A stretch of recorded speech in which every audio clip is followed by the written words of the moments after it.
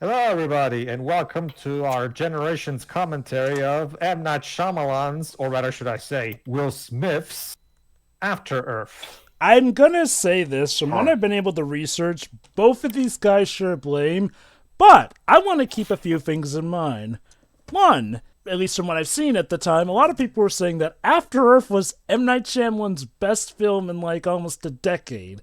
And while, yes, the stuff he had made What? before was pretty bad, how bad does that stuff have to be for After Earth to be considered the best thing he had made in like a decade or, well, whatever long period of time for people? I mean, I guess this is better than The Happening in Lydia in the Water, and even The Village, so I guess technically, but like, being Remember, better it than came those out movies. Remember, it came out in 2013, 10 years. Well, regardless. Okay, yes, I guess by technicality, yes, it is his best movie since Signs, I guess, maybe. I remember Um, you and Dwibs doing a roundtable for M. Night Shyamalan's The Visit, and I recall you yeah. guys joking that after Last Airbender, he kind of had nowhere to go but up. Well, yeah. Well, technically, this is up. This is better than Last Airbender. Like that. Well, Now that that's an yeah, accomplishment. Now that that's that's an like accomplishment. that's like saying, "Oh, that punch to the face was better than that kick in the dick." My point Yeah. is, with people Me, regarding Dwebs. After Earth Sorry. as the best movie he'd made in ages, was that just because of how bad stuff had been before, or was it because Yes, After Earth was legit, actually, better? that would be the former, Jova. Yeah, but also we'll find out as we go on. So yeah, the film was directed by M. Night Shyamalan. Not that the majority of the movie-going public knew that, since the trailers tried to hide his involvement as much as they possibly could. I can't Yeah. imagine why. And the So script yeah. was co-written by him and Gary Whitta, and the story was written by Will Smith himself. Yes. Brief description about the development, real quick. Will Smith conceived this story, and it was meant to be a movie as a vehicle for his son as an actor. Oh boy. Uh, those who want more details about how absolutely deluded Will Smith was, and especially Jaden Smith were, while they were promoting this movie, check out the yourmoviesucks.org review of it. He does a good job going through the interviews and how the two of them embarrass themselves in those interviews. But yeah.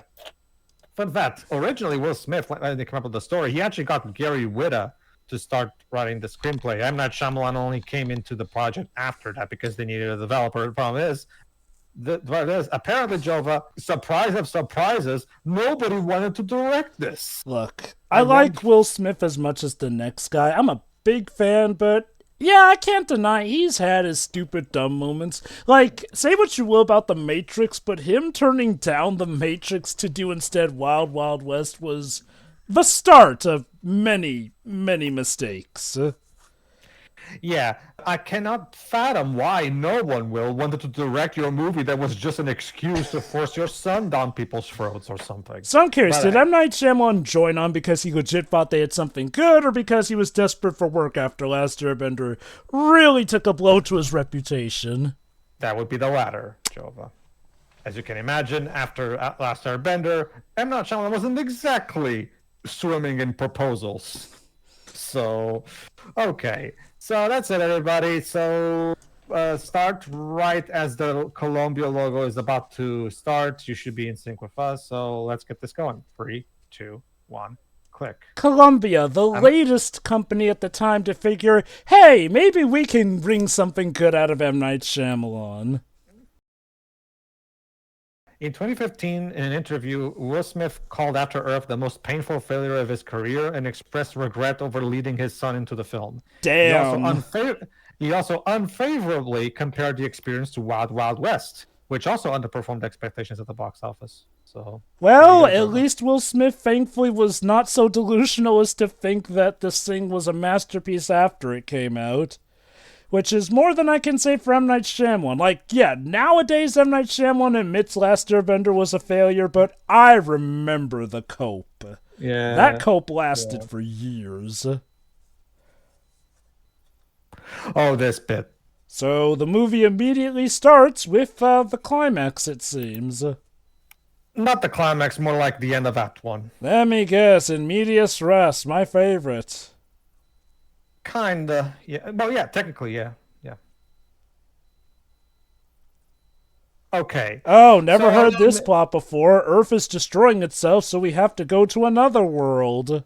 Okay, so the movie uses stock footage as well as a narration by Jaden Smith explaining what happened to the Earth.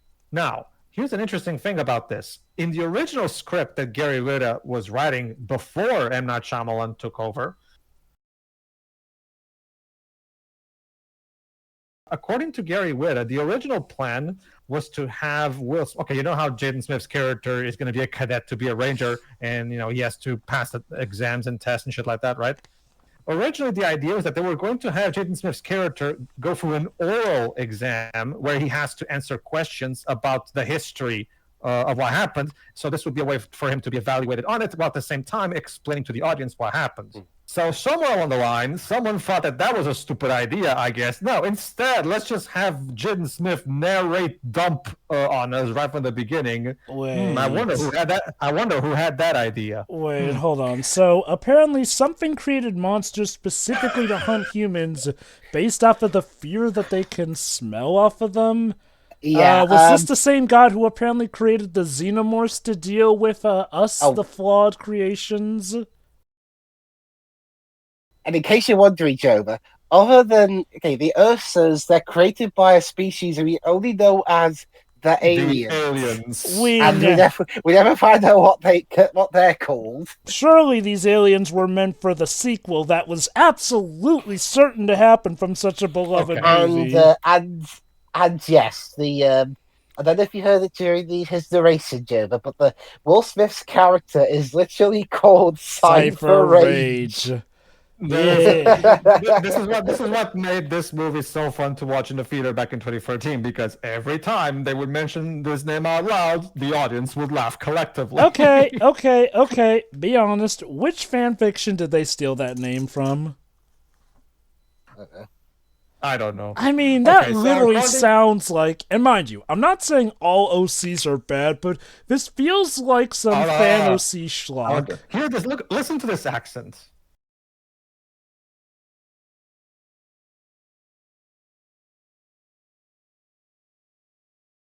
Oh, no. Yep, that is trademark M. Night Shyamalan direction there. Okay. To be fair, Jova, according to Will Smith, we can actually blame him for this one. What happened was, according to Will Smith, he wanted the characters to talk as what people would talk 1,000 years in the future, naturally, like a natural dialect. How would all human dialect evolve 1,000 years in the future?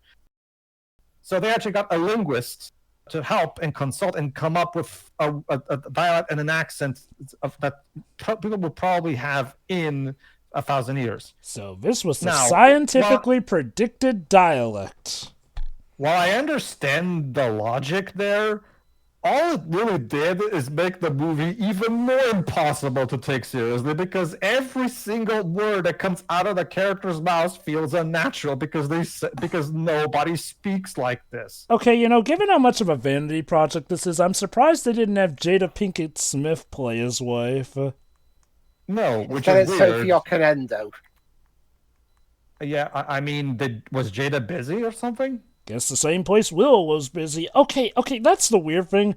Although, if I recall correctly, I think Will was more so the rapper of the two, whereas I guess Jaden was the one Will wanted to be a actor. No. Jaden is actually Jaden actually prefers to be a musician. That's why he's still a musician to this day, where he stopped acting. I'm just wondering if, back at the time of this movie, Will was more the rapper while Jaden was more the one Will wanted to be an actor, or was Jaden already doing music at the time? Yeah, he was. Again, we have this stupid trope that I see so often in movies, where, because the dad's a military guy, you have to call the dad sir. Well, to be fair, Dwebs, Recess did this too with Gus and his dad. Yeah, no, I'm not really fond of that either. Okay.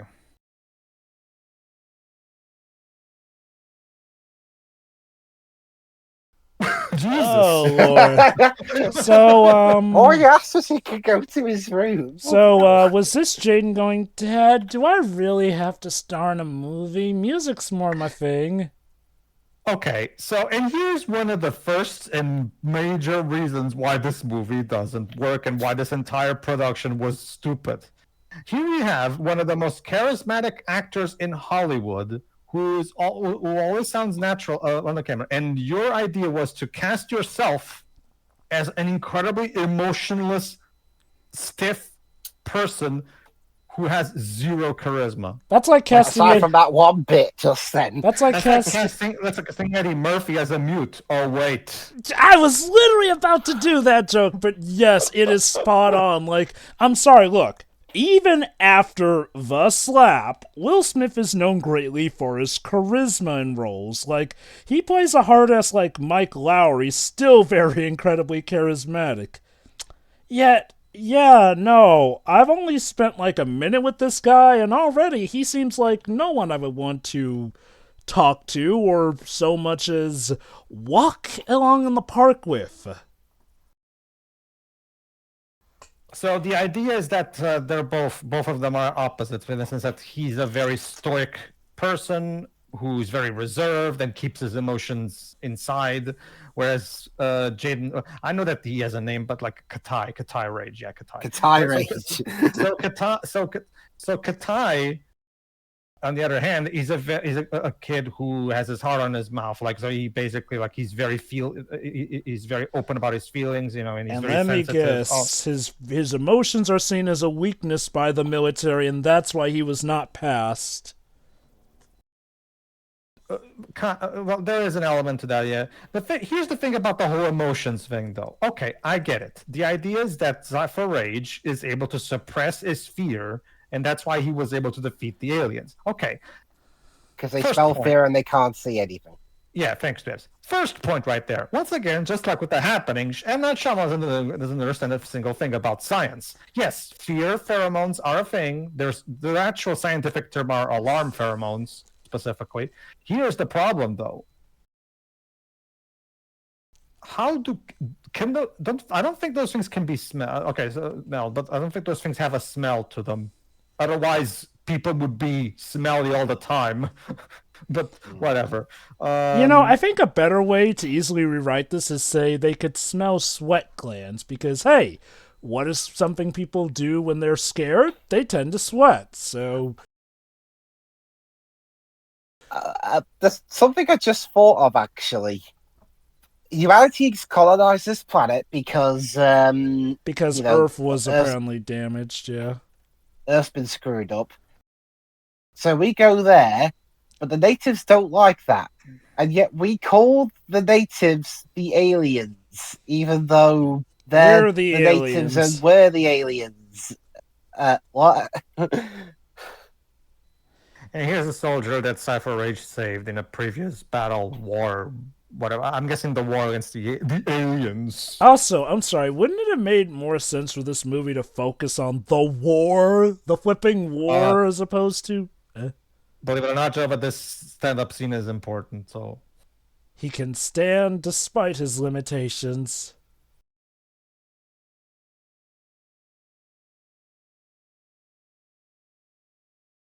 Okay. So, second point about this.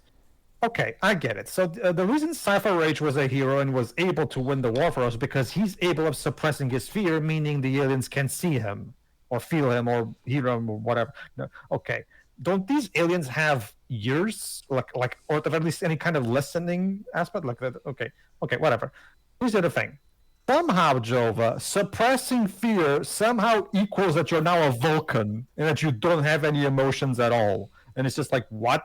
Yeah, like, there's an on and off switch to suppressing. Now, maybe. Now, an idea could be that he got so used to suppressing his emotions that, he does that kind of inherently. That could be an interesting thing to write about, but since this is a Shyamalan script, I'm guessing it's not as nuanced as that, is it? Nope. And again, like I said, they specifically say suppress fear. Like fear doesn't equal you suppress all of your emotions. No, no, it does not.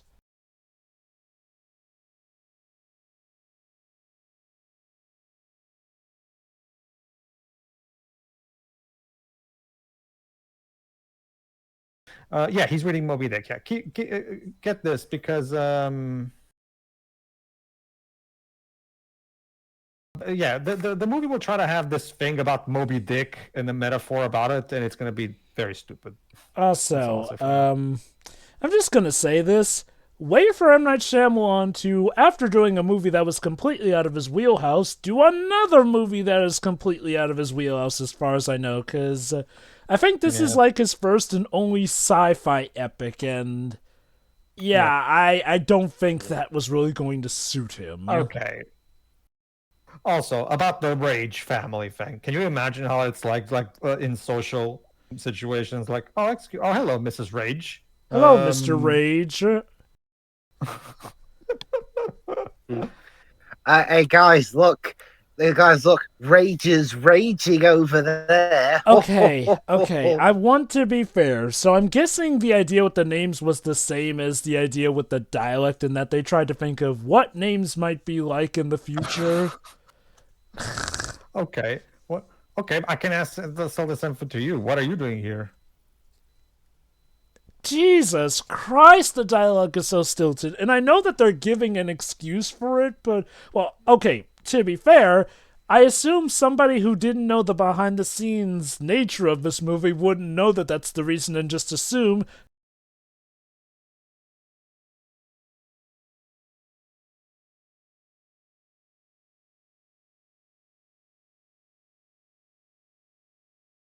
Oh, so you're Rage's kid. Now that means you get all the access.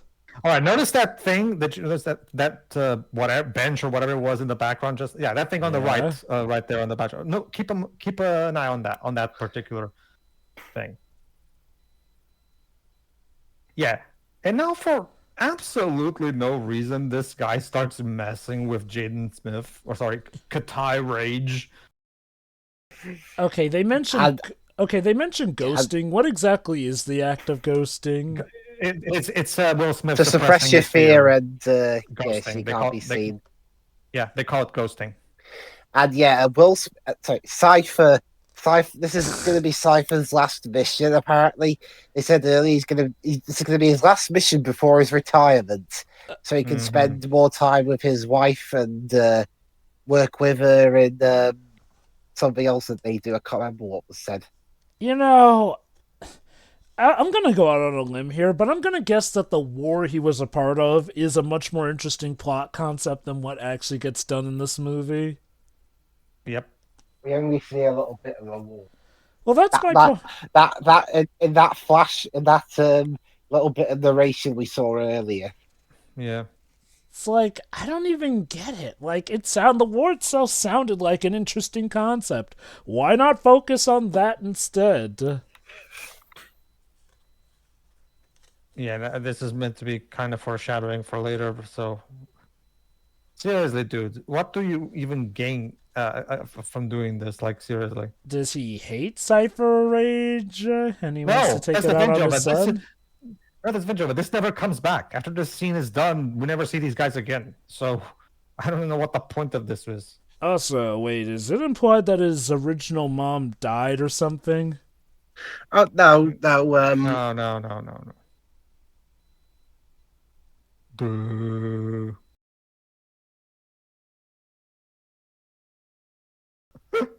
You Look his know, face. I feel so sorry for this actor. He probably thought he was turning in the performance of a Uh, lifetime. I think it's now.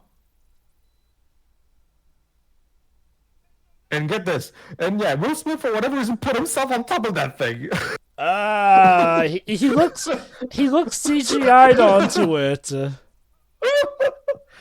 Well, okay. Why is that thing in the, why is he on top of it all of a sudden? Like, Will Smith's a tall guy anyway. Like, he doesn't need to put himself on top of something. It's to show how he is above them.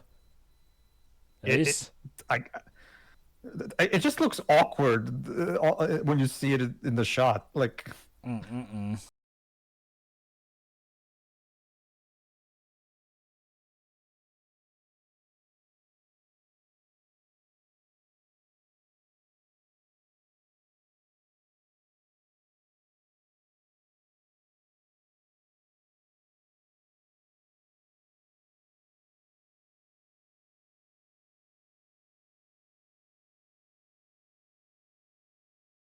Maybe just a Made bit of casting in hindsight. One of the guys played one of the pilots, the guy on the left of that last shot. yeah. He would go on to play the Master in the Chris Chibnall era of Doctor Who. Huh. okay. Good for him. I love this one, Jova. He thinks an asteroid is coming. How does he know this? Because he put his ring towards the hold, and he can sense that there's an asteroid coming because he's just that damn good. Clearly, this is the same asteroid that also damaged the ship and passengers.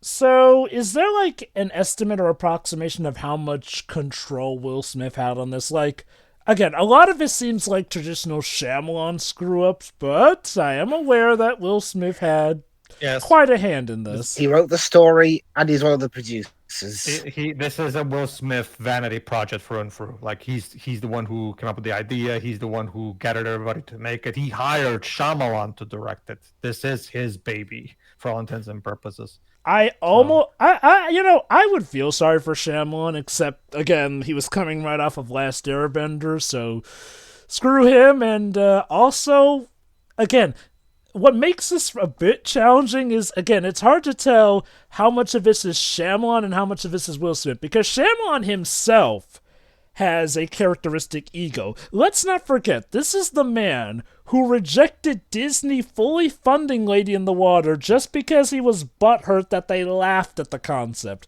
They were still going to fund it, but he was so salty about it that he went, screw you, and went to Warner Brothers. And I think ever since then, he has never really gotten Disney funding since.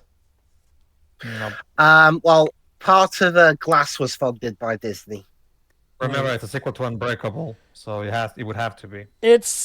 Yeah, the sad thing is, I wonder if Disney thought, this guy's on a roll. Maybe we can support him. Glass was, like, so unbelievably hated, and I believe was also a failure at the box office.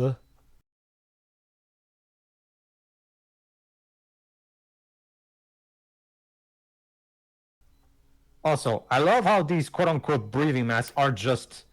Okay, don't you need some kind of... Okay, I guess it's just... They don't have any cords or anything, but I guess it's just because it's the future. Yeah. Yeah, also, I'm gonna say, as far as future and sci-fi designs go, these are so stock and boring. Mm-hmm. So guess what, Jova? The place we are about to crash in is... Earth. Let me guess. We see that life can grow anew on Earth, so we can go back home. Just you wait, Jova, because once again, I'm going to have to... because it's a Shyamalan movie, so obviously he doesn't understand a goddamn thing about science. I just checked over. Glass cost 20 million and made 247 million. So I wouldn't exactly call that a box office failure. Oh, yeah, it's a that movie. Remember that movie? It was a sequel to Unbreakable. It was also like Shyamalan was just right straight up from doing Split. So there was quite a lot of hype for Glass at the time. It's weird though. Like from what I hear, it had a bit of a sequel hook to it, but then just like. Yes. But then just apparently it was so negatively received that it doesn't look like we're getting a sequel. I don't even want a sequel, so honestly, because Shyamalan completely destroyed that trilogy. I've said it before, but I'll say it again. In an industry like the film industry, which is so obsessed with making money, you know you've screwed up when you made a big box office smash, but the reception is so bad that they don't want to make a sequel or sequelize it. Like, that's apparently how bad Glass is, and I have yet to see that movie, but the consensus I've heard is it apparently wrecked stuff. So, Will, don't you want to maybe put yourself in the seat so you can be safe as well? No, don't you see? You It's might- more important to tell your son to suppress You fear. Ladies and gentlemen, the savior of the human race, Cypher Rage, everybody. A fucking idiot who can't even put on a safety belt. Like, I get it. He was trying to calm his son down, but dude, Yeah, but you can do seriously, that- you safety first. That goes It's for called- you not ju- too. not just that, Java. Again, it's called multitasking. You can do both of those things at the same time. It's not that difficult. And they all died. Unfortunately, no, because otherwise we would only be 20 minutes long. Yeah. Also, Drips, And that get would mean this, the Java. beginning of the movie was a lie. And get this, Jova. Conveniently, the Will Smith and Jaden Smith are the only two who fucking survive. Everyone else literally Everyone dies. Yes. Yeah. Now, you're probably thinking, well, okay, Will Smith at least must be dead. I mean, he literally got thrown off the fucking thing like a fucking rag doll, right? Yeah. Also, what is that thing? A A door, curtain. apparently. Okay, but this would be like if Dwayne was shooting a movie and I was intermittently putting a sheet over the camera. Oh, laugh, on, out, off, on, off, and Dwayne was like, stop it. Hey, Joe, stop it. I hired you as a DOP, not the camera coverer. Okay, yeah. Like, I get it to show how wrecked things are, but... So apparently the door is a thin layer of plastic. How the hell would that protect anyone? I get it. It looks cool for the future. Does But it? with that camera work, it just looks dumb. Like, the 60s Star Trek show looked less corny, and that had to have people physically moving the doors to obtain the effect. Yeah, but going back to Jaden Smith, yeah, like I've already told Joe, but yes, he was already in the music industry at this point, which is something that he actually does prefer to be in. In fact, he recently did the theme song for Marvel Spider-Man Miles Morales. It's abundantly clear that Jaden Smith prefers to be a musician, and this brief acting career, which is something that Will was trying to force on him. I don't even get why Will was trying to force him to be an actor instead of a musician. Will himself literally started in the music industry before he broke into acting. I get the feeling he wanted his son to be the same, both a musician and an actor. Possibly. The problem is, hey, Will, that's not for nothing, Will, but that's shit parenting right there. Like, just let him develop on his own and figure out who he is. So, I wonder why he wasn't like this with Will, as far as I know, anyway. It's not like Trey Smith, his other son from his previous wife, says bad things about. So I guess maybe Will Smith, maybe for all I know, maybe is a good father, but his attitude towards Jaden around this time doesn't exactly paint him in a good light, in my opinion. Okay, was Jaden, like, actively against acting? Like, this legit made him uncomfortable? I mean, I don't think so, but at the same time, you can if you put one and one together, because Will Smith even said, "Oh, you see, we're like a pizzeria, and everybody works at the pizzeria," as in like an analogy for acting, right?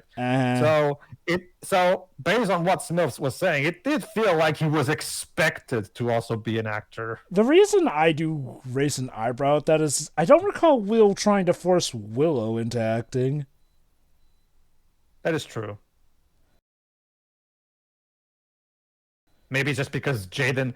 Well, actually, oh god, I forgot about it. Okay, Jova, you can check YMS's review if you want to see the interview yourself. There's an interview where they're asking, both Jaden and you Will are asking questions. Answering questions, sorry. And one of them is, they answer Will Smith, if you could only bring one thing to a planet, this was a promotion to After Earth, to a desert planet, what would you take? And Will Smith would say, oh, I'll take you. Oh, me, as in Jaden, right? Yeah, you. Just based on our relationship and other, yeah. Willow must feel really good from watching that interview, probably. Oof, like, I get it. It was probably to look heartwarming in front of the camera, but yeah, Will, you have 2 kids and a wife, too. No, technically, he has three. Remember, there's Trey Smith, his son from his previous wife. Oh, So he has three. So he has three technically. The thing okay, is, Jova, Trey feels the like thing- he is completely out of the limelight, I won't lie. Oh, well, Jova, Adam's guess in his review probably is right. Like that, he probably doesn't parade him around as much because he's a reminder that he has had a divorce. So You know, it's funny. Will, Jada, they named their kids Willow and Jaden. mm-hmm. I mean, look, far be it from me to assume the worst about Will Smith. From what I've been able to garner, he seems like a legit nice and upbeat guy, but it sounds like he definitely made some dumb decisions. Okay, so getting back to the movie, Cypher Rage is his legs hurt, meaning he can't walk. How is So- only his legs hurt? I don't know. He broke his leg apparently. Yes, I No, get I- that, but how is all that the only thing broken when we saw him go out, ragdoll physics and everything? Okay, I get this. I'm gonna once again, Shyamalan doesn't understand science, so listen to this.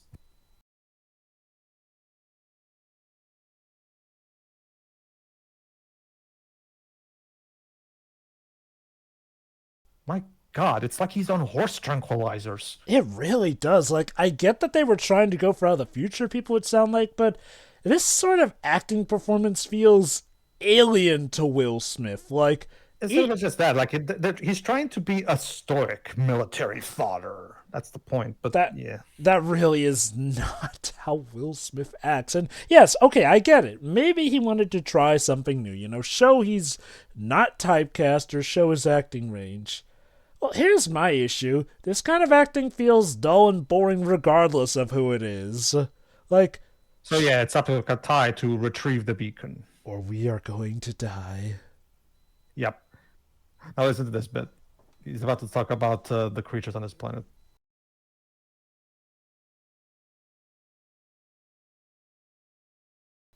Jaden's face. Do I get points if I act like I care? Well, you're supposed to get your body if you act. So like yeah, you those care. That's literally your job. So there you go. These reverse Oreos are basically air breathing things. I guess to be fair, any mechanism to test and see if the air is breathable is not working, though. I assume the minute he steps out, he should realize that the atmosphere is fine. All right. Did you know? Look at Jaden Smith's face. His face, on the other hand, like he always looks like he's like a combination of sad and confused. Oh, great. Like- It's a return of Ong from Last Airbender. Well, to be fair, if you look at him in other outside of this movie, Jova, like around this time, he always made that face. Like even Will Smith made a joke about how he always makes this face. Really? Here you go. Let's listen to this.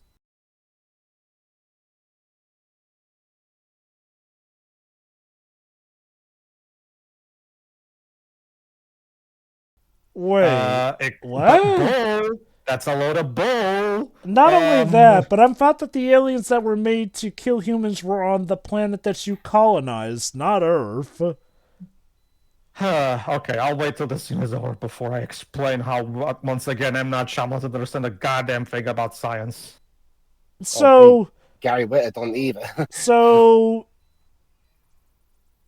That's the thing, Dwibs. Like, we don't even know how much of Gary Whitta's original script was left by Shyamalan. That's so Shyamalan rewrote the script. Yeah, it was originally being written by Gary Whitta, but then when M.Night Shyamalan was brought upon, he did some rewrites of his own.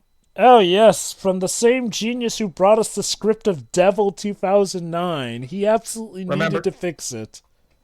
Remember this, we have confirmation from Gary Whitta himself from Comic-Con around this time that originally the exposition about the history was going to be done completely differently. So M.Night Shyamalan definitely overhauled some things. I can we don't know definitely exactly. believe. So we don't know exactly whose fault is which. I can definitely believe that because this exposition feels like classic Shyamalan. Yeah. The characters who go on and on and on before we can even Seriously, get some damn action. Seriously, during throughout the entirety of the movie, Jaden Smith always looked like he's about to burst into tears. Like, I guess the idea is to really show how different he is from his father, who suppresses his emotions. Also, that gun, that weapon, no, that thing is incredibly dangerous and impractical to use in an actual real life combat situation. But Just it looks saying. cool when he draws it out, doesn't it? Does it? That's the. Do cutlasses always look like that? No, that looks more like a dual-bladed thing. Like, look. Okay. That thing more so extends like Darth Maul's lightsaber. All right, let me explain. First off, let's break down what Will Smith. Oh, okay, hold on. We have to once again go through this. Take a knee. Yeah, take a moment. This whole take a knee thing. This is actually also going to be important. You know, this would be neat if the twist was that the aliens that were created to attack humanity had touched down on Earth, so that's why he has to do it. But as far as I know, that war is over, so. Okay, do they ever explain that they did a survey of what Earth is like now and that animals here also smell fear? No. They don't explain it. We've been on Earth 1,000 years ago, and we haven't been here since. So as far as what's the movie even tells the us, point? I don't know. Spider. Wait, hold Okay. on. It looks like they were in like a forest, though. Those kinds of spiders typically wouldn't be in the forest. Assuming that was a tarantula, but then again, I guess it's an evolved spider.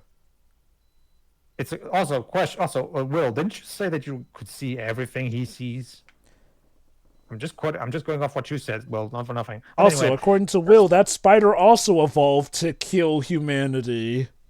Yeah, the good segue. Allow me to break down Will Smith's stupid speech. M.Night, allow me to explain to you. Evolution literally is adaptation to adversity. Specifically, whenever there's any kind of adversity or any kind of changes in climates,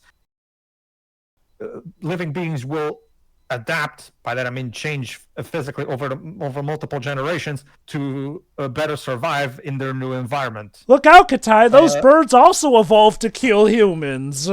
Exactly.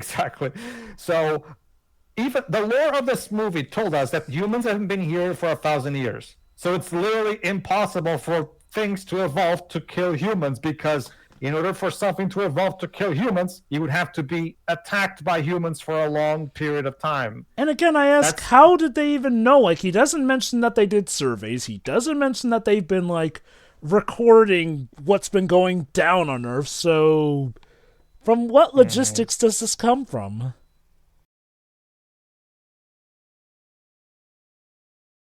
Another thing I'm wondering, either they ended up in that one in those parts of Earth where there's no buildings or cities or anything. Yeah. Or Shyamalan forgot that there was supposed to be Earth. there. Yeah, that's the other thing, Joe, that was just brought up. It's been 1,000 years, and yet we didn't see any remnants of the Earth civilization. It's all just a bunch of woods. It's all forests, it's all trees, nothing else. And now, which makes no sense because, yes, I get that it's 1,000 years later, but guess what? It's also been a shit ton of time since the ancient Rome. And guess what? The Roman Colosseum is still there. 1,000 years is not that long in the grand scheme of history.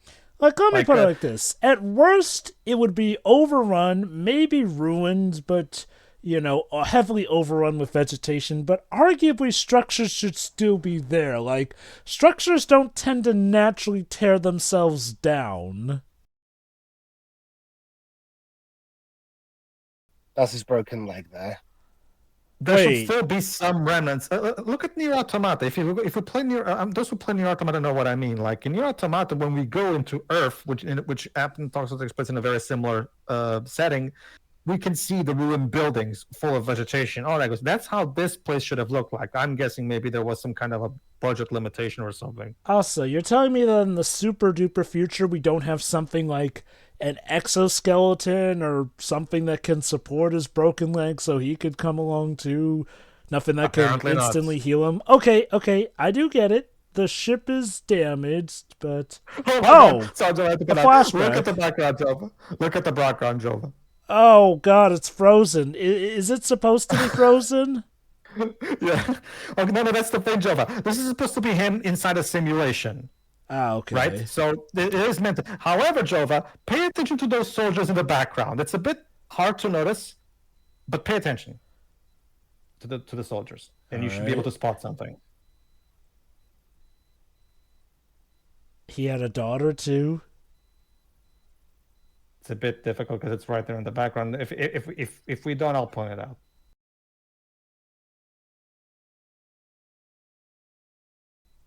Yeah, did you notice? What the heck? Oh my God, he's moving! Yeah, did you notice? One of the guys in the background started coughing. Okay. No one caught that. Okay, so No, I didn't catch that either, but still. Okay. If you So go back and watch it in slow motion, you can tell this. with all due respect, Shyamalan, morons, whoever rendered that scene, just take a picture and Exactly. CGI Will Smith in front of the picture. You actually had the actors have to hold still the whole time. Look, this isn't the 70s or the 80s or whatnot. Shoot, I'm pretty sure even by the 80s, stuff like freeze frame technology was a thing being used in film. Chroma key. This is actually one of those rare situations where CGIing the actor into a place would actually make sense, and yet you don't do that. Wow, you literally made it harder on yourselves. I can't even. Also, okay, I think I'm getting the implications that Katai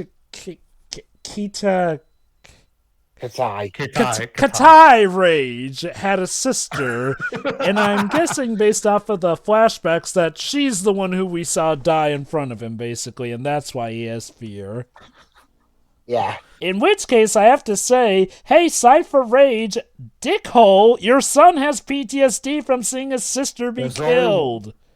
Alright, might as well go with my classic joke. There's only one reason parents will name their kid Cypher Rage. They want that kid to die a virgin. Like it's just well, apparently he wasn't a virgin because he had 2 kids, but, somehow... Well, who knows? Maybe in the future, Cypher Rage is one of the cooler names. I guess so. Which makes you wonder, what's lamer than Cypher Rage? Hold on. We're about to get one of the most stupid moments from Jaden Smith, actually.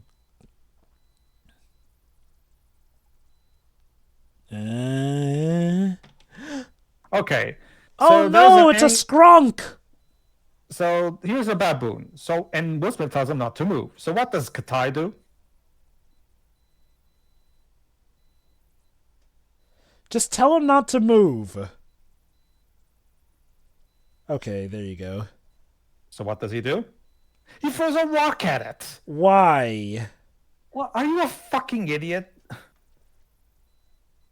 And yet the monkey did not tear him apart for that. Gee, and surprise of surprises, this makes the monkeys angry. Well, never mind. He really...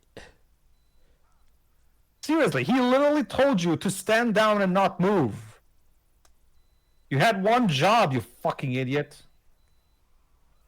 Yeah, that's the monkey see, monkey see, monkey do. See, okay. What's the okay? I can get someone retorting, but he was scared. Of course, he'd do something stupid, but his dad's right there. Okay. Look, scared or not, isn't it like even in the primitive present compared to this oh so smart future, it's usually a common told courtesy that when you're engaging a dangerous animal, don't move, in most cases anyway. And you'd think Katai, for as scared as he is, would be cowering more so instead of doing something that reckless. I don't get it. He's been scared of practically his own shadow up until now, and yet suddenly he decides to Oh, be tough by I love throwing this a here. rock. I love this here. And the baboons don't follow him because baboons don't swim, I guess? Let me guess, there's something even worse in the water. Surprisingly, no. Oh. And there's James Newton Howard on the piano. Yeah, this was actually the last time Jason Howard did the music for a Shyamalan film. Did he and Shyamalan have a falling out? Apparently, because Jason Howard, he didn't even return for Glass. Damn. And Split. Like, you'd think, of all times, Split and Glass would have been a good opportunity for them to reunite, but I guess not.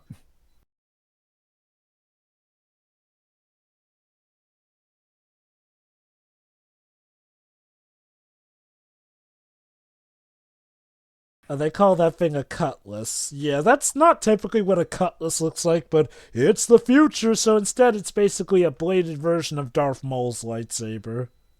Yeah, and his suit changes color depending on how he's feeling for some reason. But there's a toxin, apparently.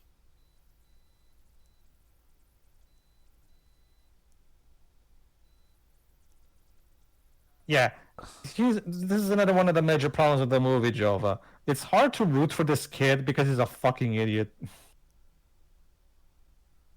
Oh, I guess a leech got on him in the water. There you go. Mm-hmm. Okay, so that's why the monkeys didn't want to go into the water, I'm guessing. Is it? I'm guessing? I mean, the movie never really correlates the leech with the water. I mean, leeches sometimes do get in on you from the water, so again, I mean, that's the only place I could see where that leech could have gotten on him without him noticing. Also, here's an issue I've noticed with the movie.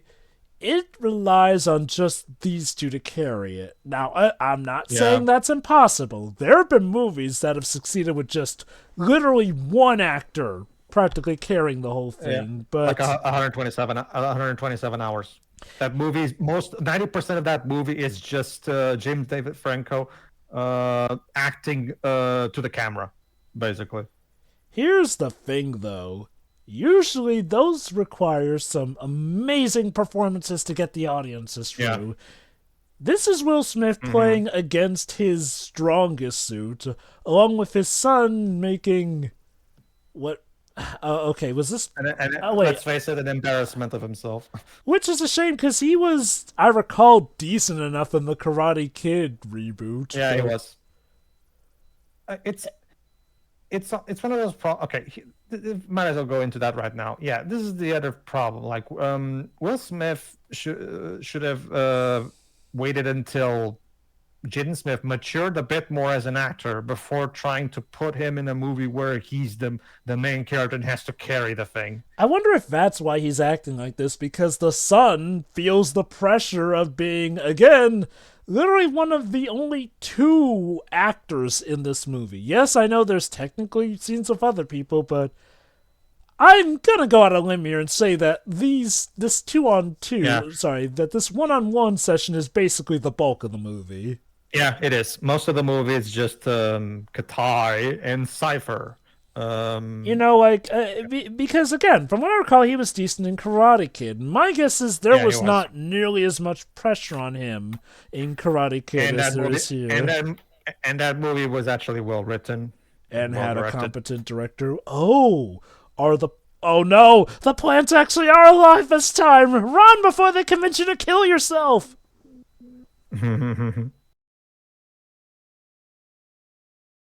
There you go. Back at the beginning. So you're telling me that Jaden Smith was, weak from the toxin. So his first thought upon that was, you know what? I'm going to start narrating about the history of my people. Is that his way to try and get his son through the healing process? I guess so. Although, I guess he's trying to see if he's alive, at least. Yay! Yeah. Like, that's the problem. I guess, to be fair, Jaden's character acts like he cares, but he's like the stark opposite of Will Smith's character, which I get it. I guess the point is supposed to be balance between the two, but it's as subtle as a brick to the face. Like, Will Smith's Yeah. character is practically a robot, whereas Whereas that's the big problem. Will Smith is underacting, whereas Jaden Smith is overacting. That's the problem. can't even say perfectly balanced because, well, it doesn't work. Here's another problem I have with the movie as well. Okay, once again, his leg is not good. Arterial shunt required, blah, blah, blah. So he keeps doing things to his leg to blah, blah, blah, because I get... do you even have the medical know-how to do this, Will? I'm guessing he's got the basics at least, and he knows what he has to do for the time being.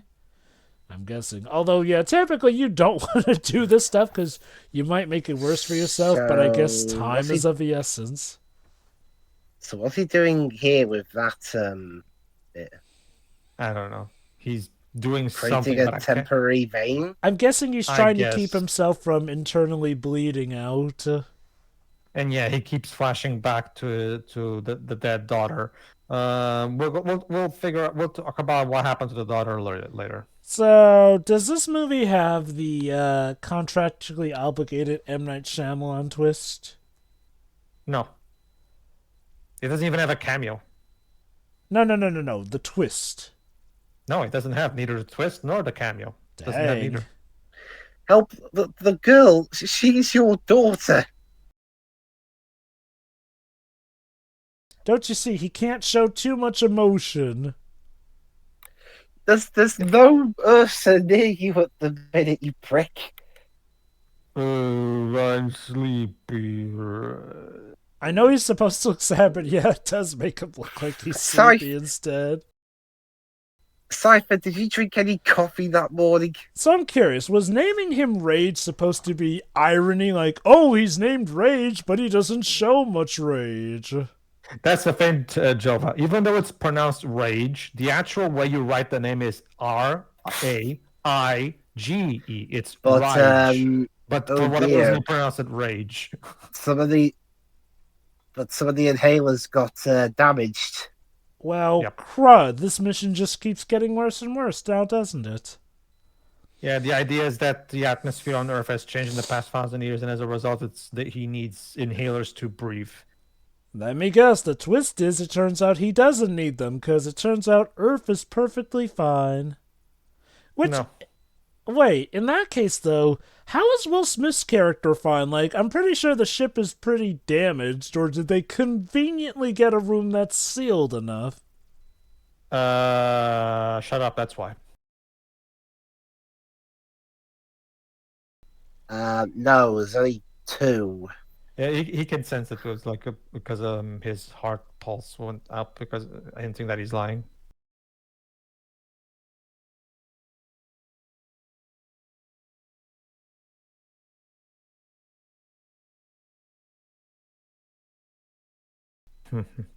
Ah, see, now he's learning to be less emotional. So now he can hide his lie. Oh boy, here we go, Jova. This is the scene that put the entire theater to sleep. Like this is the equivalent of injecting a fucking tranquilizer onto the audience. That boring. Will Smith, Jova, is about to narrate monologue to us about the history of how he was able to suppress his fear for the first time and win the war. So let's see. Prepare yourself, Jova, because you're gonna be tired just from listening to this. Let me guess, he tells us, and we don't even get a flashback to accompany it. Nope, we just get to look at Will Smith looking bored as crap, sounding bored as crap, tell the story to us. Why? You have shown that you can do flashbacks before. You have done flashbacks before. Why not show what was legit the crucial turning point of the war back then? Too bad. Listen to Will be boring. Oh my god.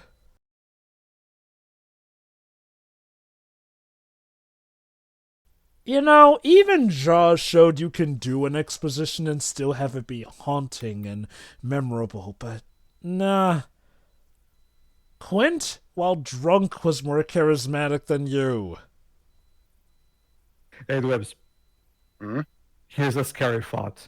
How many takes did this scene have Oh before gosh. Shyamalan decided to say, "Okay, we're good"?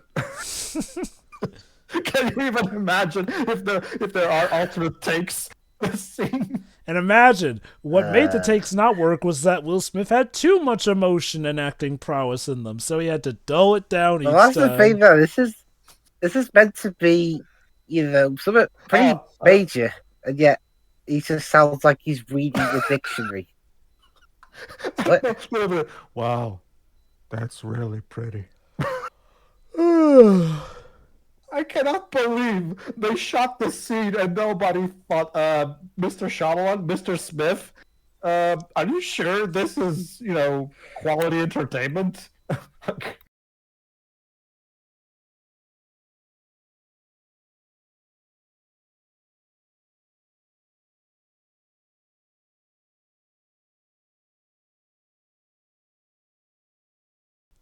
And yes, not only does he sound bored, he tells it super slow. like Jesus, it's I mean, this movie's only an hour and 40 minutes.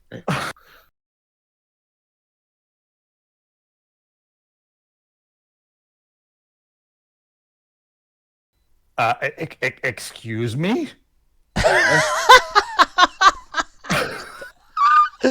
Oh my god. It's simple actually. He's an idiot. I don't know why it took us so long to come to this, but yes, he is an idiot. That is how he won the war. The aliens clearly did not foresee a human being so dumb as to imagine fear doesn't exist and actually believing it, and, yeah. No, I'm gonna wait for the Look, scene. I get what they're- And that's what they base the marketing quotes around. I get what they are going for. Still doesn't work. Also, man, I wonder how M.Night Shyamalan must feel about it, because M.Night Shyamalan's The Happening suggested that fear is actually the only thing keeping us from killing ourselves. Yeah. And now he's directing Okay. a movie that goes completely against that. I know, See, this, Well, to be fair, this this isn't really his baby. but remember, It he isn't. rewrote the script, though. Yeah, it isn't Dibs, but man, the scientific techno babble reeks of Shyamalan. Let me put it like Oh this. no, the bypass has malfunctioned. Let me put it like this. Okay. It's like Devil. He technically did not direct Devil, but it has his fingerprints all over. Uh-oh. Something ate the Okay. monkeys.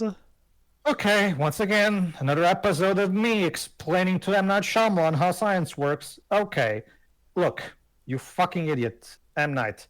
Fear is not a choice. That doesn't make any sense. Fear is an instinctual reaction that not just humans, like mammals in general, have to when they see something that they sense as dangerous. It's not a choice. It doesn't matter.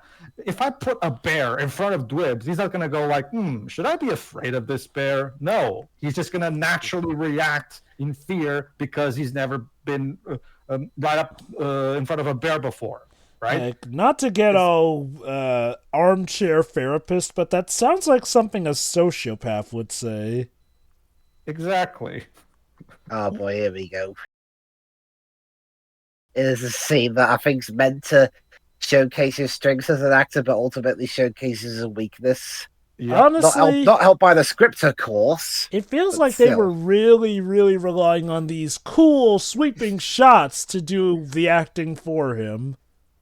Okay, Jova, I know that Will Smith has been boring the audience to death, but we're about to make up for that by Jaden Smith giving his acting tour de force. Oh god, is this as good as his acting in Neo Yokio?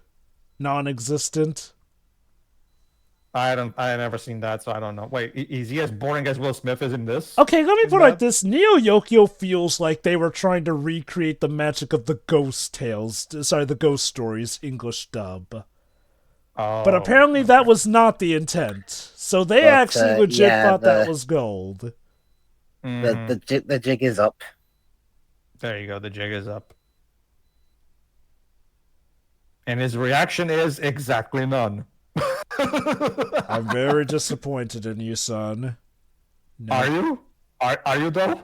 Yes, can't you tell? I nearly raised an octave. You have to. Okay, when you know what? You know who they should have gotten to play Cypher Rage? Who? Shaquille O'Neal. Oh my god!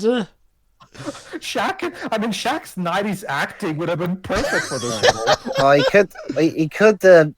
he could do a job, but that would get in there with the amount of miles he has left. But he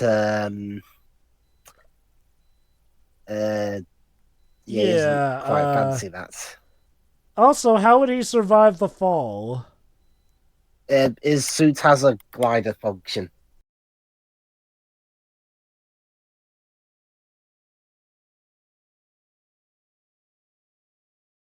So yeah, Will Smith decides, fuck it, abort mission, which is okay for someone who's supposed to be a military commander. That sounds like okay. So, not for nothing, Will, but we're going to die anyway. So why not try it? Try it still.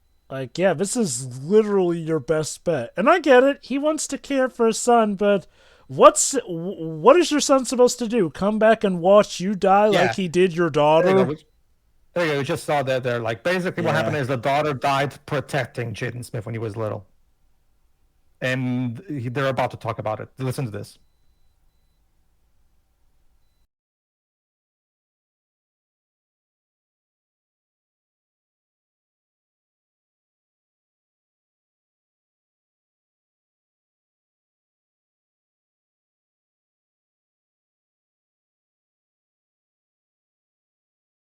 All right, listen to this, Jova. This is glorious.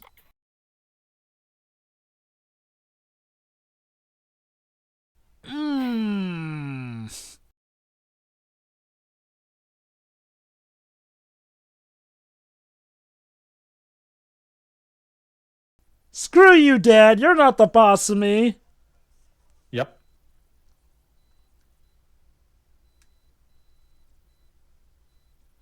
But if I'm not a ranger, then that means I don't work for you. True. Are you reading the auto cue? Oh, yeah.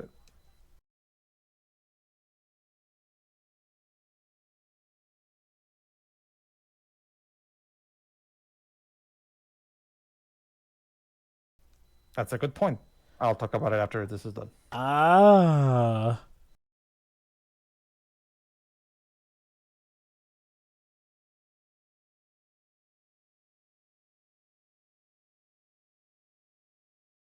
Wait, so he's been mad at his son for the daughter dying. Yes. I trust me. I'm gonna have to talk about that. As God, I'm sorry. I'm sorry, but Jaden Smith is terrible in this scene. I'm pretty sure, and I'm pretty confident he probably is embarrassed by this movie at this point, looking back, probably because Another kid embarrassed by his performance in a Shyamalan movie. Again, he really does feel like the return of Hong. To be fair, Haley Joel Osment still, I'm pretty sure he still holds his Sixth Sense performance as one of the highlights of his career. Oh, yeah. The other kid I was talking about was Noah Ringer. Yeah, Noah Ringer. Well, remember, he only has 2 movies on his resume. So, yeah, I bring that up because, again, this was the movie M. Night Shyamalan made right after Last Airbender. So yeah, like Jova noticed, one of the reasons why these two are kind of, mad at each other is because, okay, we already know that, it's because Will Smith is a very stern, not that great a father. But apparently one of the big reasons for that is because apparently he's mad at his son for letting his daughter die, which I made a question. What the fuck did you want him to do, you fucking idiot? The son barely looks like a teenager now, and he was like a child back when that happened. Exactly. So the daughter was training to be a ranger. She even had the cutlass thing. So she was trying to kill the thing. Well, he was like 5'8" tops, right? So, but apparently he was supposed to take down the fucking alien. Yeah, like you would have been fucking dead, you fucking idiot. So let me get this straight. You wanted your kid to die in battle just to prove a point? But Are you a fucking psychopath? But now, as far as he knows, Katai, that is his name, right? Katai? Yeah. As far as he knows now, Katai is dead, killed by a giant bird. But instead, no, the bird just brought him there to feed him to her kids, I guess. I'm sorry, but this reveal about their relationship completely destroys any possible goodwill I could have towards this movie because it paints Cypher Rage as a horrible, horrible parent. Like, Oh my god. I want to be kind of fair and say that, yes, the idea of a parent unknowingly lashing out at a kid for the death of another kid, oh. Oh, but how noble, he's willing to protect the babies. I guess this is supposed to be his save the cat moment. But So apparently he was strong enough to backflip that thing out of there. I'll explain the problem with this moment. Go ahead, Jova. You said that you understand about the father being lashing out, blah blah. Like, yes, that sort of plot can maybe work, but again, like with just about anything, you have, and I do mean you have to handle this thing with a sense of grace. And I'm sorry, but these two's relationship is just, how does that even work? Hilariously stupid at best, horribly uncomfortable at worst. Yeah, pretty much. Like, and I think part of the issue is we hear them talking a lot, but I don't know. I feel like we haven't really truly gotten to see them properly bond together, but yes, the babies are dead. Yeah. Okay, look, this is a very common trope in running, the save the cat moment. The save the cat moment is when you have a character in a movie do some kind of good good action, like to endear the audience to that character, showcase that character, even if they're not necessarily a saint, they do have redeeming qualities. A good example in Scarface, where Al Pacino's character decides not to blow up a car because there's children in it. So that's supposed to be that character's save the cat moment, a moment that showcases that this character has humanity and give us something to make us like him.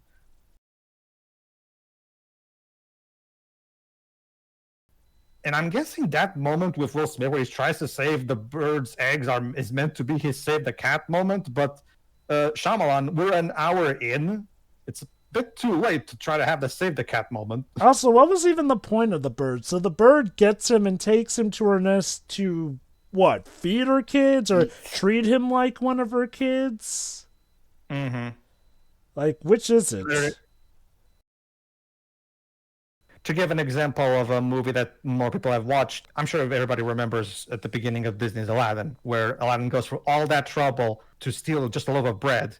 But then when he sees these kids, hungry little kids who don't know anything, he gives the loaf of bread to those kids.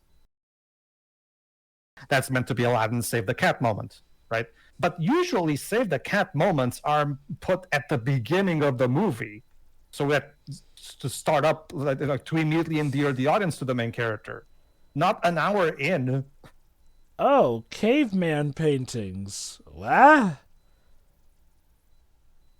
Uh-oh, snake.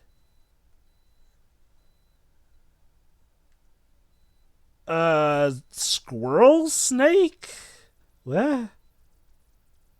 I'm not entirely certain what that thing is. I'm guessing it's meant to be a quote-unquote evolved snake that somehow mutated and shit like that. But again, the way the animal... But again, this Shyamalan has demonstrated that he doesn't understand the goddamn thing about how evolution works. So...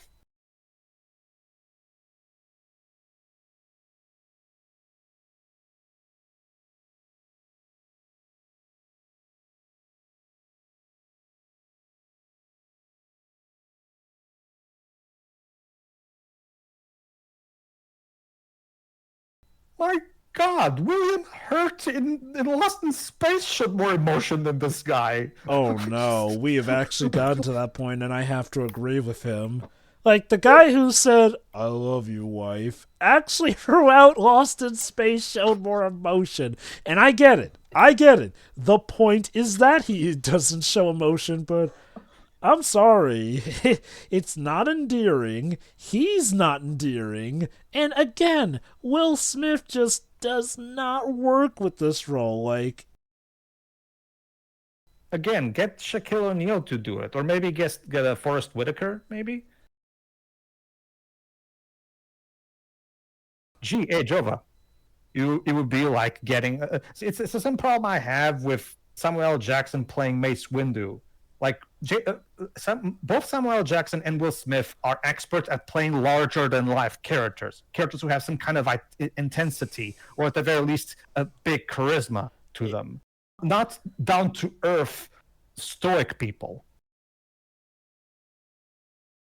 I'm gonna give Mace Windu this at least. He still got to do some kick-ass amazing stuff. That's the thing. For all the amazing stuff we hear about how Cypher rages, we don't get to see Cypher Rage do anything awesome in this movie. Well, we did get to see him slit one Ursa's throat earlier at the beginning. Yeah. Yes, Ursa's. The predatory species that never even really factor into the actual main movie. How exciting.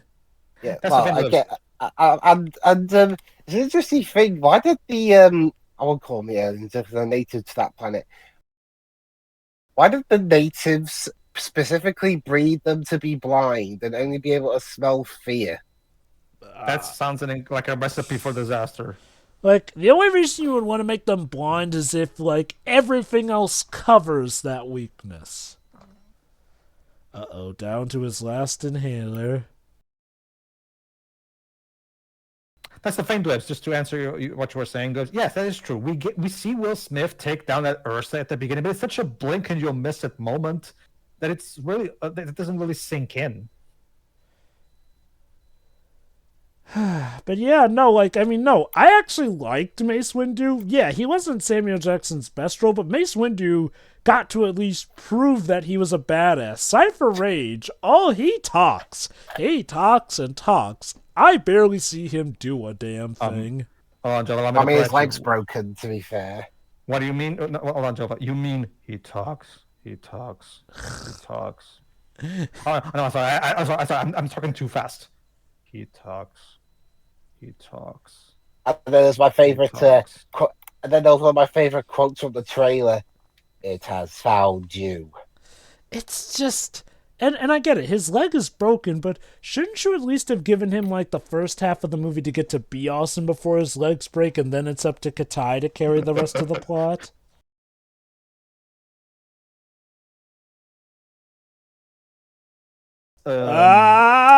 What?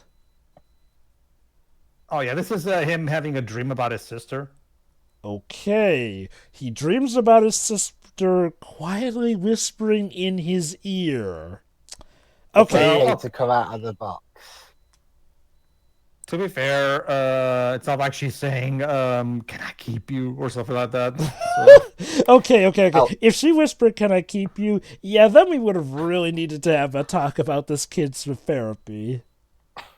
All right, and interesting thing, I was watching Cinematic Excrements review of the movie, and one observation that he made was that he thought, considering Shyamalan films like to have a load of twists, he thought when she came in and said, "It's time for you to wake up and come out of the box," he thought the twist was going to be, everything up to this point had all been a dream. Okay, would you put that past Shyamalan? No, but spoilers, that is not the twist. In fact, there is no twist. Really a twist. But don't you see, Dwebs? The twist is that there is no twist. Granted, this isn't exactly a Shyamalan pet project, so No, I get it, Dwebs. You know how the marketing fooled people into watching this movie because they didn't know it was Shyamalan? Well, the first thing that shows up in the credits is written and directed by M.Night Shyamalan. So maybe M.Night Shyamalan's involvement is the twist. You see, you end the movie, his name pops up in the credits. There you go. That's the plot twist. This was the Shyamalan movie all along. There you go. There's your plot twist. Oh yeah, here's another thing about the area he's going through. By the way, it's nothing but trees and greenery. It's just like, let me explain. Imagine the original Lord of the Rings trilogy. but everywhere they go looks like the Shire. Like, are they almost to Mordor? I don't know. Everything looks the same. Everything looks like the fucking Shire. How am I supposed to know if they're still far away from Mordor? Like, like.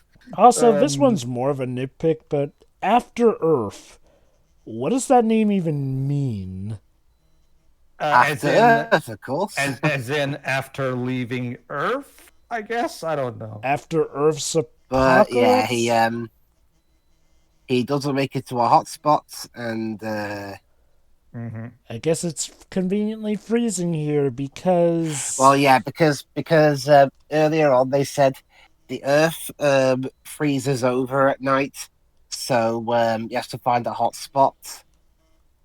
Because if he doesn't, then you'll freeze to death. Well, how will he survive the... Uh-oh. Fortunately, something is carrying him out of here. Or rather, dragging him out of here. Hey, how about this? It's actually the ghost of his dead sister come back to save him. Okay, how about this? Here's a recreation of Dwebs' reaction to M.Night Shyamalan's Old if he also was a ghost.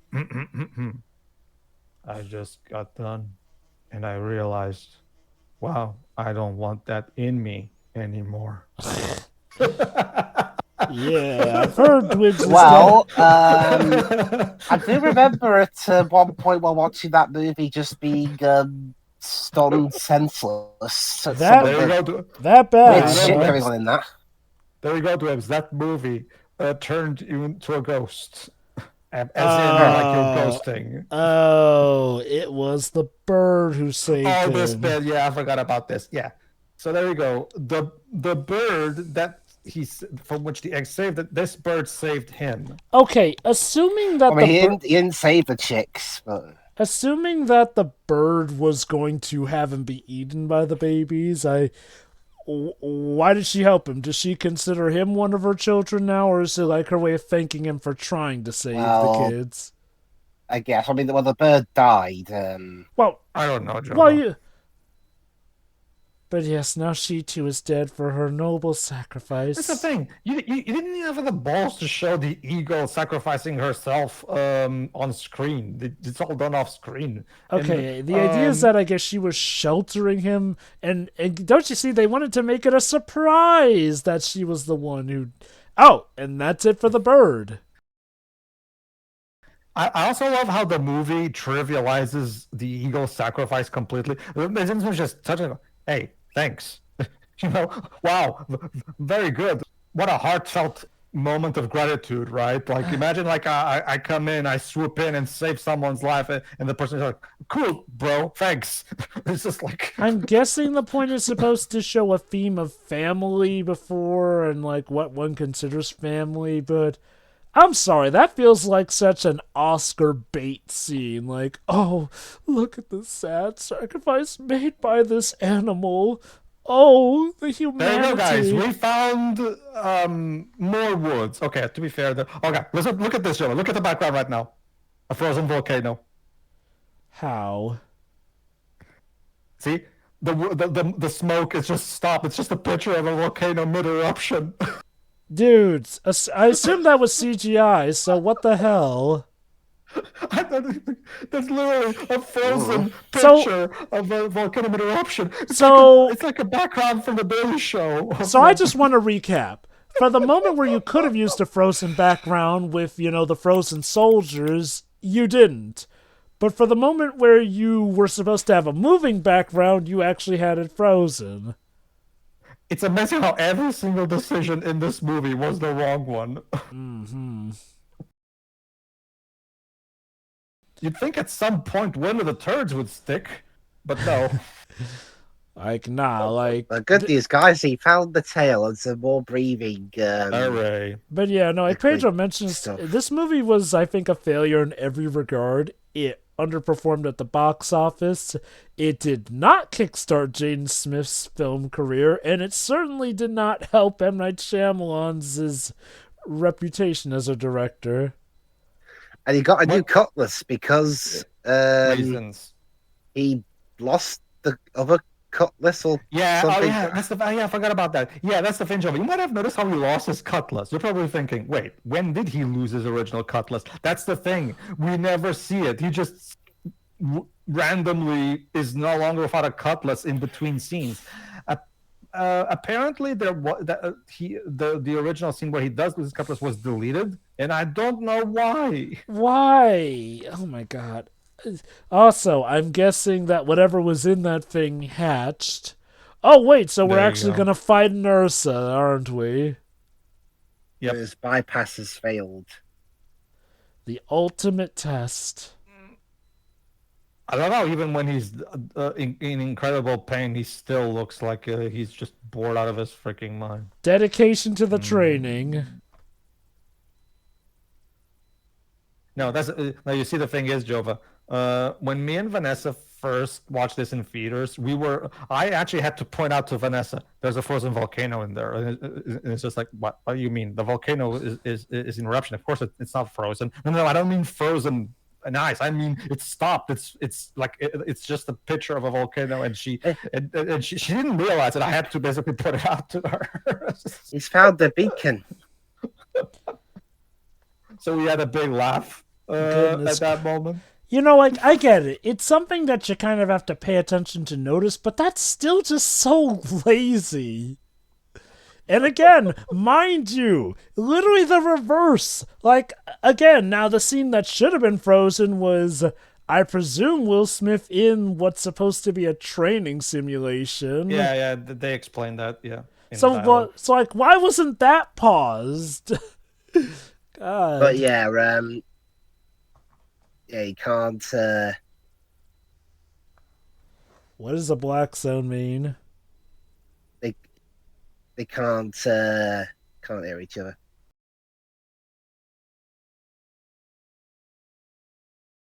Cypher can hear Katai, but Mm-hmm. Okay, if I remember correctly, we're gonna have one more take a knee moment, and we get to see the volcano again, and that's the moment where I specifically, and that's the moment where me and Vanessa had a big laugh because I already had put it out to her, and we got to see it one more time. So No. Don't you see? the beacon doesn't? And guess what? In a twist, the beacon doesn't work.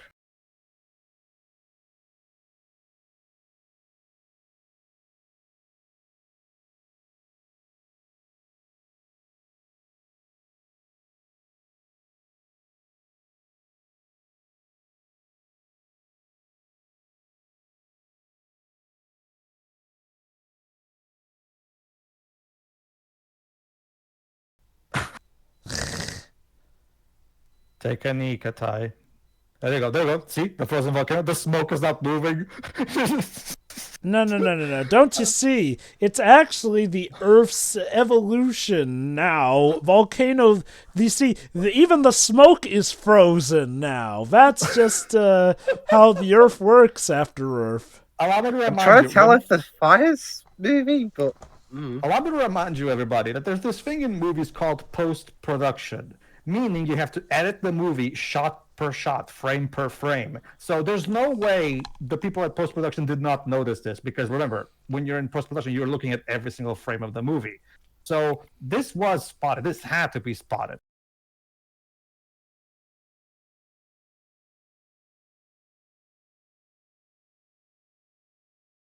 Wait, How did nobody notice that? Wait, the peak of the mountain. Is he telling him to go to the goddamn volcano?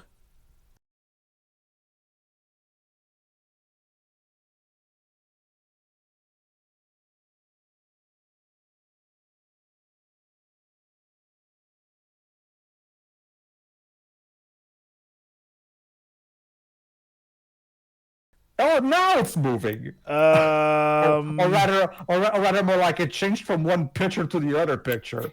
Like seriously, you couldn't even animate the fucking volcano. You had to just switch from one picture to another picture. Like, okay, maybe. Actually, no. Even if he was looking at it on camera, Jaden was still moving, so it should have been moving with him. Hey, dude, here's my tutorial on how you animate. You see, here's a picture of someone with their hands down, and now here's another picture of the same guy, but he has his hands up. See, animation. There you go. Wait, Yeah. wait, hold on. The Ursa was smart enough to set up a dead body to scare him? What are they, predators? Sure, And why not? Indeed blind. Also, I'm sorry. I thought Ursas were Humans can't supposed. secrete if they're dead, so how do they see? Also, Whatever. I get that Ursas are killing machines, but I was led to believe that they're more, ballistic, animalistic. But no, apparently they're wildly Oh, coyote clever. There's the thing. It has found you. Yeah. Oh my god, the yeah. fires are finally Yeah. moving. Well, those No, fires well, anyway. okay, kinda. It's like they're switching between pictures more than moving. Okay, this particular smoke is moving, but like the smoke in the top from the top still didn't convince me. Was it too much money to have the smoke move the entire time? Was it? I don't know. Look, Pedro, you're more the Shyamalan expert than I am, so please tell me, is Mr. Shyamalan Oh averse to moving clouds? no, it's more so that M.Night Shyamalan doesn't do big budget movies good. That's the thing. He's good at Yeah. low budget, more intimate films, not big budget epics. If I recall correctly, Last Airbender was his biggest budget film and also his biggest blunder. This is M. Night Shyamalan trying to make what is basically his equivalent of Interstellar, and man, he doesn't have the chops for that. Nope. And M. Night is not really Christopher Nolan, so he can't really pull off a big sci-fi epic. Not really.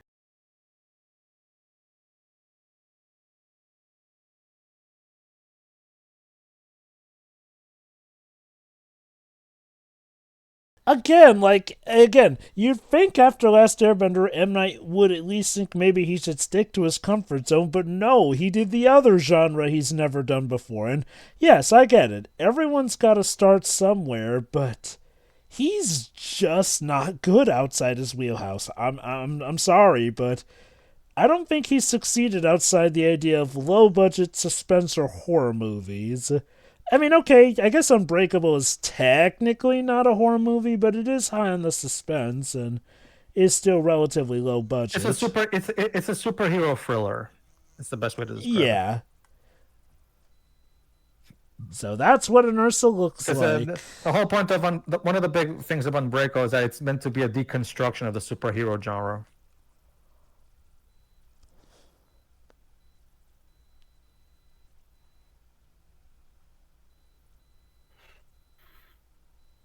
Let us do battle inside the Fortress of Solitude. Yeah, it kind of. It came out the same year as Man of Steel. I'm gonna say it. I'd rather watch Man of Steel instead of this.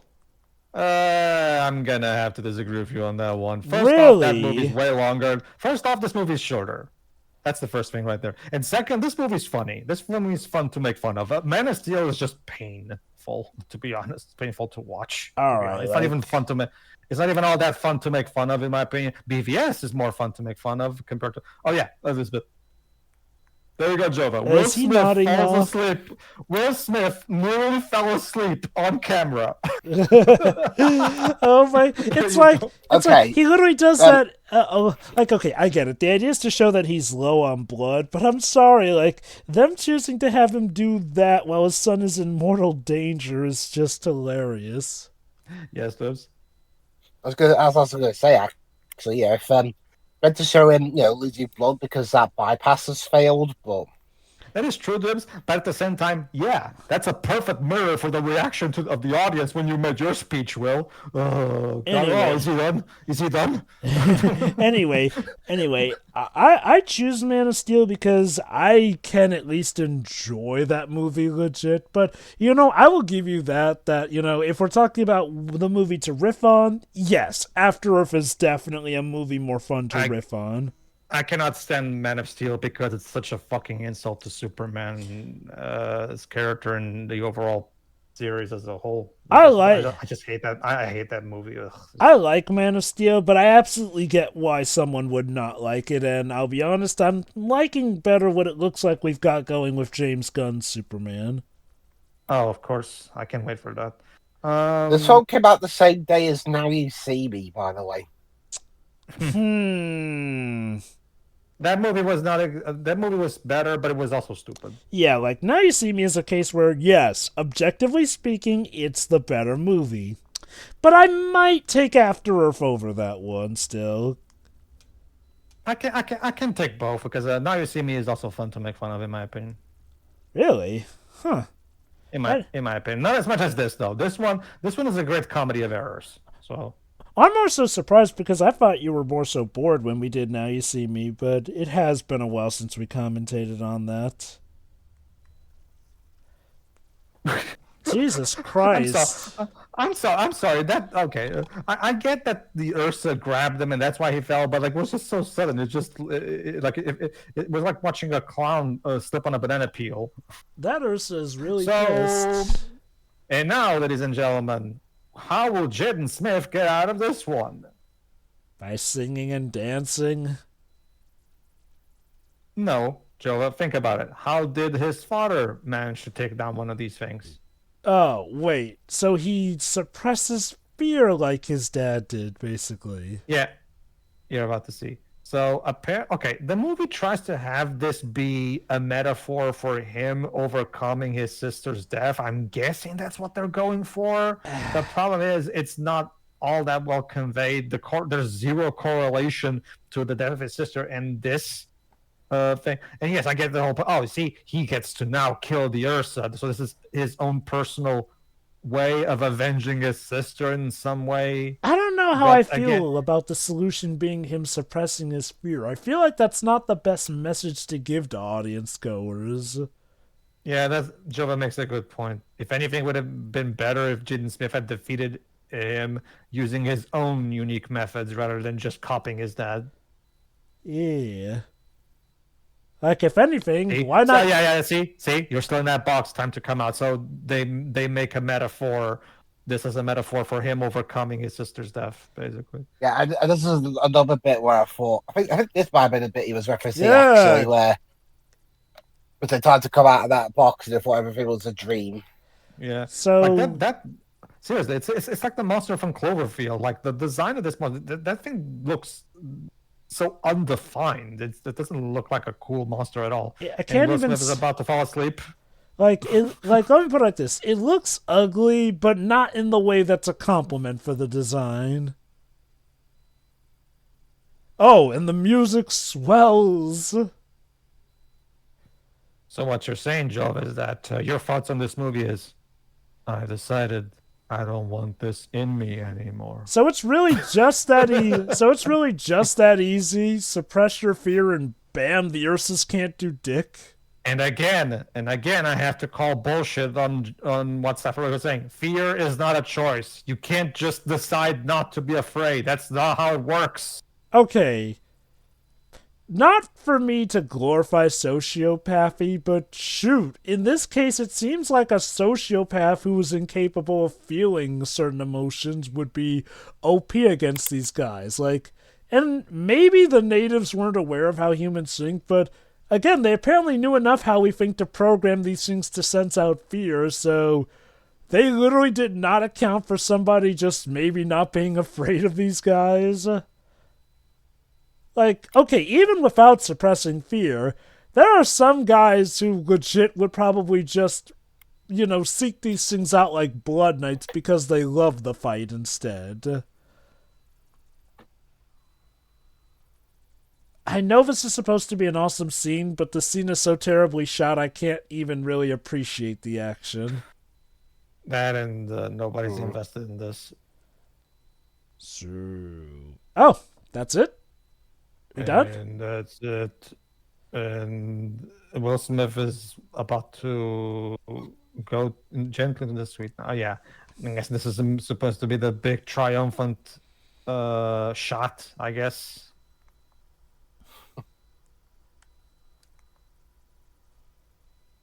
Kick it off the cliff. And get this to it, Jova. Here's the ending. He activates the beacon. Yeah. Skybeam, of course. Oh, that was such a Skybeam. DBZ throwback. And there you go. And then we immediately cut to the rescue team arriving. Gotta fast track this movie's ending as best we I was can. gonna say, what do you want this film But do you want this one to be longer? Well, you see, Dwibs, I've come to realize movies are a choice. You can always decide, wow, I don't want this movie in me anymore. So how long did it take for Will Smith to look back on this movie with horror at 5 what he had years. produced? Oh, 5 years. Oh, What? Wait. fuck? I'm sorry. Did the PAL frame rate suddenly get in here? The movie, what happened? What No, happened? the is power frame rate. what happened? Power frame doesn't cause this to slow down this much. What happened was why is the frame rate of the movie dropping? Like, is this movie way too powerful for the Blu-ray player to handle? Look, I get it, slow motion, but you don't typically show frame stuttering when you do slow motion. Hold on, Jova. Hello. Oh God. Let me guess, he loses a leg here too, doesn't he? Well, yeah, his leg is lost, so now he gets to also stand up and salute his son. See? Eh? You see, Jova? It all ties back together. See? Hey, question, in the future, why don't we have techno prosthetics? Like, shoot, we already have prosthetics in the present. Again. Okay, there's actually one good line here, actually, to be fair. All right, let's see it, or hear it.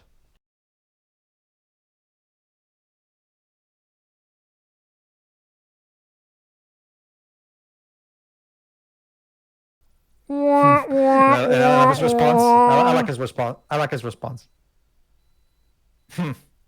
Okay, fine. 1 point for one funny moment. There you go.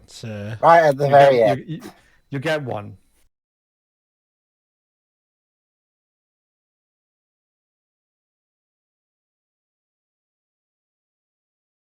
But yeah, no, seriously, in the super future, why aren't there like robo legs or prosthetics, essentially? Like, going off of that other guy we saw, apparently in the super duper awesome future, we forgot that prosthetics were a thing back in present. Well, I'm sorry, back in the past. And yes, Jaden Smith is still making that weird face that he makes. Like, holy cow, the creases in his forehead. How stressed was this kid? And off we go this way. I'm sure this movie will help lead it to a franchise. Hold on, we're about to get the plot twist.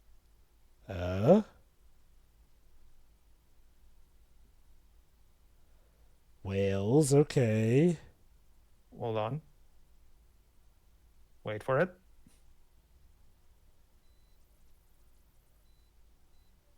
There you go. That's the twist. Directed by M.Night Shyamalan. That's the plot twist. God, imagine suffering. Okay. I'm pretty sure you can read the poster credits and see that Shyamalan did that, but still. Well, actually, no. Does the movie have opening credits? I don't think it does. No, I mean the poster credits. Oh, the poster. Is his name even on the posters? I don't think it was. I don't remember seeing it on the posters. And those tiny credits things at the bottom. Ah, the fine print element. Very few people even read those things. So. Yeah, like, I mean, you can tell what they were going for. They can say, oh, well, we technically didn't lie. You just needed a magnifying glass to know. Yep. Sure. And that, ladies and gentlemen, was Will Smith's and M.Night Shyamalan's After Earth. Oh, boy. Wow, this film was pretty dull, to be honest. Stuff happens, but it's not really all that interesting. Will Smith sounds like he'd rather be anywhere else. Jaden is the exact opposite. He's trying so hard, yet doesn't necessarily have the ability to pull it off. The graphics are nothing special. The story is completely bonkers. And yet somehow boring, aside from that one funny joke at the end. Mm-hmm. I'm not sure what the hell they were thinking with those accents. It's what will sound like in the future. You are a cadet to be a ranger. The music is fine. and that's really all I can say about the music. Well, you see, Dwebs, your problem is that you don't understand. Dullness is a choice. Don't misunderstand me, Dwebs. Bad movies are real, but being bored by them I have is a to choice. I have to wonder, is it possible that maybe whatever original script Gary Whitta had made before M. Night Shyamalan made changes, if maybe there was a salvageable story in that script? Who knows? It's hard to tell. Yeah. But We'll so never you know. see, This tried to get us. This was meant to be leading into a big series, and look, you know how desperate Sony are for big franchises, but this didn't happen. Damn, yeah. Yeah, you know you've messed up when Sony are like, you know what? We're not going to sequelize the heck out of this. so you see, Dwebs. The reason you were bored by this movie is because you chose to be bored. The Yes, film made me bored. bored. No, No, you Dwebs. chose to be bored. Bored. No. But you have to say it like you're nearly. You have to say it like you're on horse tranquilizers. Here's my choice. I'm going to leave now, and yeah, because I can finish my final thoughts. Yeah, this movie stinks. This movie sucks. Literally, the only good thing that came of it was that Shyamalan used the salary he made from this movie to make The Visit. Huh. And The Visit was much better from what I recall. Yeah, It me, is. Deji, and Taylor rewatched it recently, and yeah, it holds up. It has some issues, don't get me wrong, but it is definitely a much better turnaround. It's definitely one of his better recent movies. Yes. But yeah, that's it. Okay, so Jova, I need you to explain to me the history of your experience with this movie. Yes, sir. Well, you see, this movie really. Yeah, no, I'm not going to do that the whole bit, but seriously, that's the perfect place to start. The two performances of our main actors, Will Smith and Jaden Smith, are literally the exact opposite ends of a spectrum of bad acting. And yes, I get that it was intentional that they acted that way. Still does not make it good. Like, I'm sorry, Jaden Smith seems like he was stressed out beyond belief, and Will Smith seems like they pumped him full of every single tranquilizer they could find, and the performances just don't work. Mind you, they didn't exactly have a great director to help the performances, and Shyamalan rewriting the script, I imagine, didn't help either, but still, again, the only way you can make a movie with so few actual characters work is if A, those characters get to do enough awesome stuff, and B, those characters have enough character so that we can actually care. Neither of these guys do. It would have been so much interesting to at least get to see more of the war where they lost the daughter in, but nope, we are told, because I'm gonna go on a limb here. That is M. Night Shyamalan's style. Exposition over actual execution. At the very least, that is the crowning problem with Last Airbender, and it seems to have carried over here. And, oh god, there is literally what is supposed to be a nice turning point in the film. Will Smith's character, Cypher, raising his son's spirit with a story of how he came up with the ghosting technique, is arguably the most boring part that could bore you to sleep in tears. It's a droning monologue with pauses and everything, and I feel nothing after it. The best coping mechanism for doing this movie is to riff on it. And mind you, I get that that's part of the core with most Shyamalan films, but no, this one especially, I feel like, unless you're having a ball making fun of it, That would be me. I don't see anyone legit enjoying it. And yes, I'm sure it has its fans out there, but again, there's a reason that this movie apparently did not work. Mm-hmm.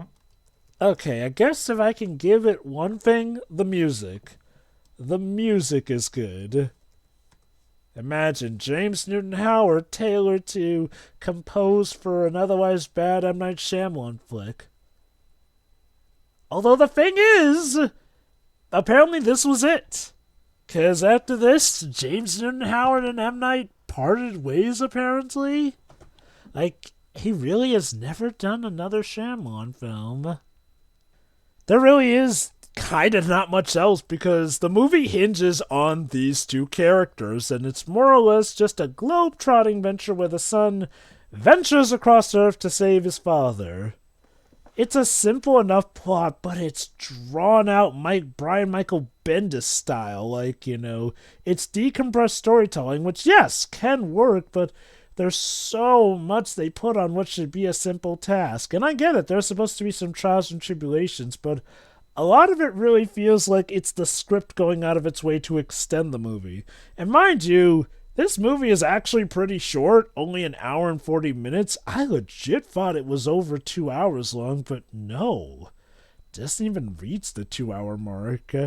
Shoot, technically, by the time the film ends and before the credits roll, it's like an hour and a half. Like, there is almost nothing of substance here. Like, we've already gone into how a lot of this script doesn't make sense. There are some shots, some legit shots that they had to digitally construct that don't make sense. Like, so yeah, even the filming techniques on hand don't make sense. Like, nah. At best, this is a vanity project that is boring. At worst, it's an absolute slogfest showing M. Night Shyamalan and Will Smith's worst tendencies on screen here. And poor Jaden Smith. Again, I don't want to believe that Will forced him into this, but look, I'm happy if the kid just gets to actually do what he wants. It seems like he is happy with the music thing. Acting apparently was not the way to go for him, and oh boy, I imagine this movie did not exactly help his feelings on the whole acting career. So yeah, again, I can say After Earth failed in every regards. It was not a critical darling. It bombed at the box office, since on a budget of $130 million, it made $243.8. Not bad, but not twice its budget. Whoopsie doodle.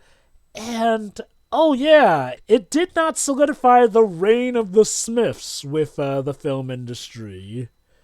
It did not revitalize M. Night Shyamalan's career, so I guess the only thing it really succeeded in was boring people out of their minds and giving Shyamalan fans like Pedro another funny romp to laugh at. Needless to say, I did not like it. Pedro, cap us out with your riveting final thoughts. Well, you see, the thing about this movie is it's a vanity project. And it all it really does, like Jova said, is set both of the stars back. Yeah, basically, this movie is a stupid mess. The acting is atrocious. Like, Will Smith looks so boring, and he bores the fuck out. And he has, at least I can at the very least say that he has the honor of having one of the most boring monologues in the history of cinema. So there's that. The production values are not great. Like, seriously, most of the time, Will Smith, all you see around him is just trees and green pastures, and everywhere looks the same. Like, it's just like you can even tell where he is, how close he is to his goal. I think. Yeah, and yeah, that scene where Katai is getting angry at his father is just laughable, even though it's supposed to be an emotional scene, and it's just like, not to mention, it's stupid. The movie is stupid as fuck. Okay, I've talked about how stupid the science understanding is because this is M. Night Shyamalan doesn't understand a goddamn thing. For me, the biggest sticking point is Cypher Rage is a horrible parent. Like, seriously.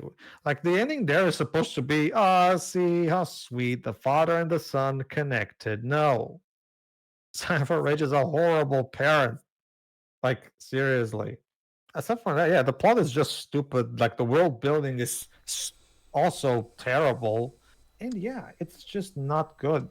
That being said, it's funny because yeah, there's a lot of fun stuff to make fun of.